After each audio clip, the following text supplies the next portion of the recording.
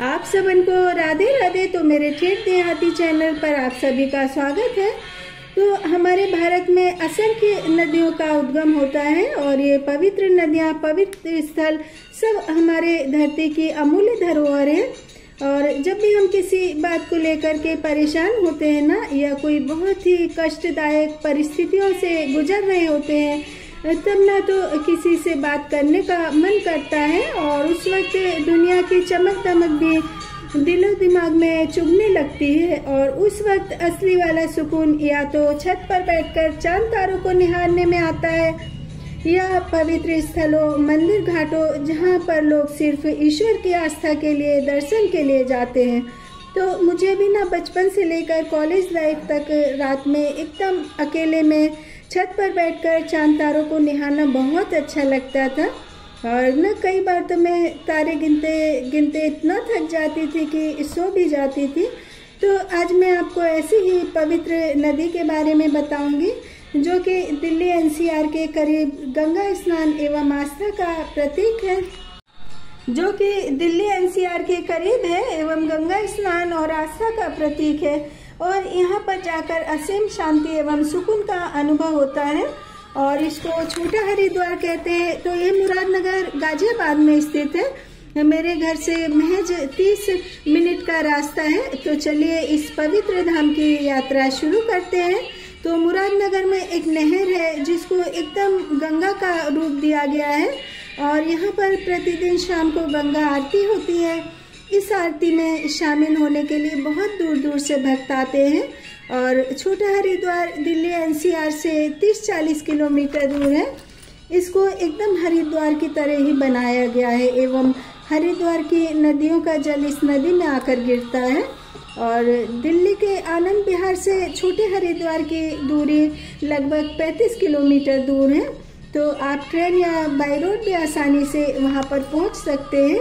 तो छोटे हरिद्वार में हरिद्वार की तरह घाट बनाए गए हैं, सुरक्षा के पूरे प्रबंध हैं और साथ ही ज़्यादा गहराई वाले घाटों को एकदम बहुत मोटे मोटे मजबूत पाइप से कवर किया गया है। और यहाँ पर शाम की आरती का एकदम अद्भुत नज़ारा होता है। एक साथ हजारों लाखों श्रद्धालु जगमगाते दीपों के साथ आरती में शामिल होते हैं और यहाँ पर लोग कई प्रकार के अनुष्ठान करते हैं। साथ में कुछ लोग प्रत्येक रविवार को मछलियों को आटे की गोलियां भी खिलाने के लिए आते हैं। तो यहाँ पर आरती, दीपदान, धार्मिक गतिविधियां देख करके लगता है कि हम हरिद्वार में हैं और सावन का महीना हो, दुर्गा पूजा हो, गणेश उत्सव हो या फिर कार्तिक माह के पर्व स्नान, यहाँ पर पूरे वर्ष असंख्य श्रद्धालु आते हैं। और घाट के किनारे बैठे रहना, कलकल करते पानी के बहाव को देखना एवं प्राचीन मंदिरों के पूजा पाठ अनुष्ठान में शामिल होने से मन को एकदम आध्यात्मिक सुख प्राप्त होता है। और छोटे हरिद्वार की एक खास विशेषता है क्योंकि यहाँ तक पहुँचने के लिए सीधी सड़कें हैं एवं आरामदायक सीढ़ियाँ हैं। तो जिनको चलने फिरने में दिक्कत हो वो भी यहाँ पर आराम से जा सकते हैं। और यहाँ पर पिकनिक स्पॉट भी है और आप अपनी फैमिली या स्कूल कॉलेज की तरफ से पिकनिक भी आ सकते हैं। तो पिकनिक का नाम सुनते ही ना मुझे अपने स्कूल कॉलेज के दिन याद आ गए क्योंकि हम लोग बहुत पिकनिक पर जाते थे। और उसके अलावा यूट्यूब चैनल या इंस्टाग्राम के लिए भी आप सुंदर सुंदर वीडियो बना सकते हैं।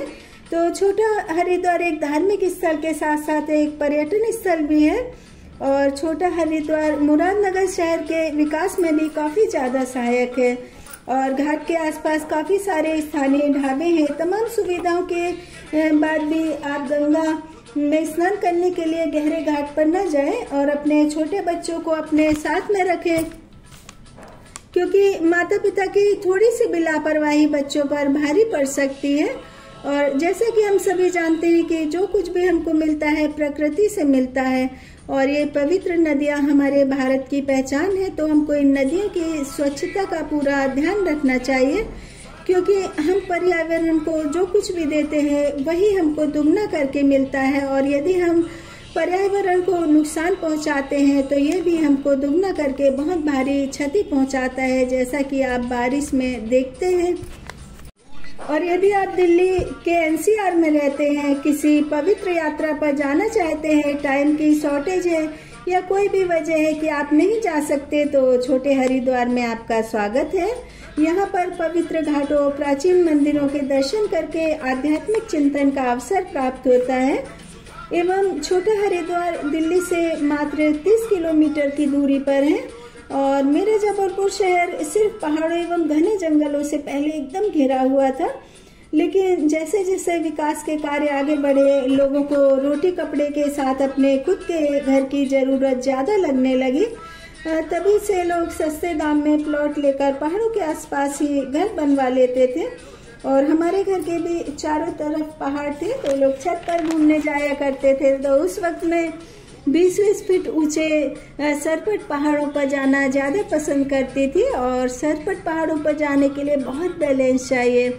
मेरे पास स्पोर्ट्स शूज नहीं होते थे, तब मैं खाली पैर एक फ्लो में बहुत तेजी से दौड़ते हुए ऊंचे पहाड़ों पर चढ़कर कई सारे पहाड़ों का राउंड लगा करके घर वापस आती थी और मुझे घर आकर के बहुत डांट पड़ती थी। और जब मैं स्कूल में थी तो मेरे घर के आसपास काफ़ी सारे जंगली फल थे, स्कूल के पास भी थे। और एक बिलायती इमली जिसको कि हम लोग जंगल जलेबी कहते थे, और उसके अलावा एक चिरौंजी ड्राई फ्रूट होता है, तो उसके भी बहुत सारे पेड़ लगे होते थे। तो जो चिरौंजी का ड्राई फ्रूट था ना, तो हम लोग पेड़ के नीचे बैठ कर के चिरौंजी छील करके खाते थे। तो उसके साइड वाले घर में ही मेरी बारात रुकी थी। तो छोटे हरिद्वार में शिव की जटाधारी एक विशालकाय प्रतिमा है, जो कि हरिद्वार की प्रसिद्ध शिव प्रतिमा की याद दिलाती है। और गंगा दशहरा, मकर संक्रांति, अमावस्या से जैसे महापर्व पर यहाँ हजारों लाखों श्रद्धालु एकत्र होते हैं एवं पूजा की सामग्री, भोजन की यहाँ पर समुचित व्यवस्था है और साथ ही यहाँ पर बोटिंग का भी लुत्फ उठा सकते हैं। और छोटा हरिद्वार प्राकृतिक सौंदर्य से भी सराबोर है और गंगा नदी की गहराई 12 फीट से भी ज्यादा अधिक है। और यदि आप हरिद्वार नहीं जा सकते एवं हरिद्वार घाटों, मंदिरों के दर्शन का पुण्य प्राप्त करना चाहते हैं, तो आप छोटे हरिद्वार अवश्य जाइए। छोटा हरिद्वार गंगा नदी के किनारे है और यहाँ पर प्रतिदिन कई सांस्कृतिक प्रोग्राम होते हैं, कई प्रकार के मेले महोत्सव का आयोजन होता है। तो मेरा ऑडियो पसंद आए तो लाइक, सब्सक्राइब करना ना भूले। राधे राधे।